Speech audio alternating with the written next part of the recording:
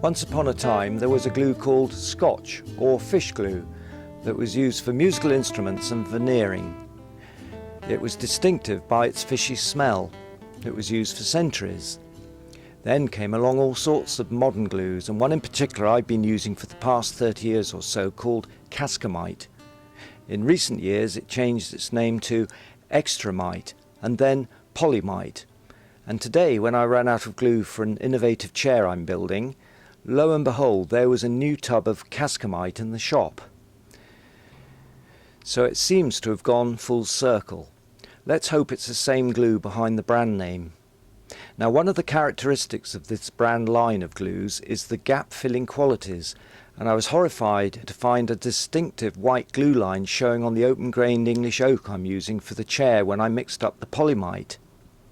Because this is a prototype chair and I'm solving many of the technical problems as I go along, and I'm also working to an extremely tight exhibition deadline, I needed to use a gap-filling glue, and one that I have trusted over the decades. As a gap-filling glue, the original Cascamite cured to a neutral colour, so I'll just have to keep my fingers crossed on this job now. I've never been one to read the manual, and I seem to be mixing the glue contrary to the current instructions. I've always taken the water to the powder, not vice versa, which can lead up in a lumpy mix. I simply add a little water to make a thick mix. Then carefully I add water to it, a little bit at a time, to eventually get a syrupy type consistency. I prefer the mix slightly on the thick side.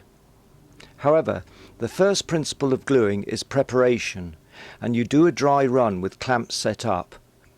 Then you lay out all your gluing materials, including a wood glue spatula, and the water container you use for mixing is also used in conjunction with a wet rag and a chisel for wiping off the excess.